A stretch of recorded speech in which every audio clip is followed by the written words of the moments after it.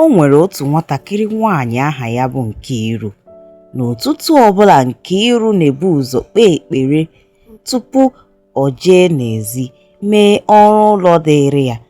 Nkiru na-echu mmiri, Nkiru na-aza ụlọ, Nkiru na-enyere nne ya aka sie nri, Nkiru na-enyere ndị okenye aka mee ihe ha chọrọ. Nkiru nwere nsọpụrụ.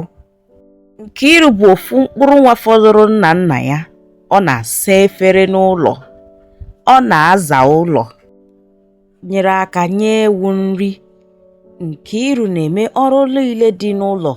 Nkiru na-agakwa ahịa jee goro ihe a ga-esi. Ọ lọtawa ahịa, ọ gụrụ egwu wee lọtawa. Obi dị nna ya ụtọ maka àgwà ọma Nkiru na-akpa. Ndị mmadụ hụrụ ya n'anya wee na-enye ya onyinye.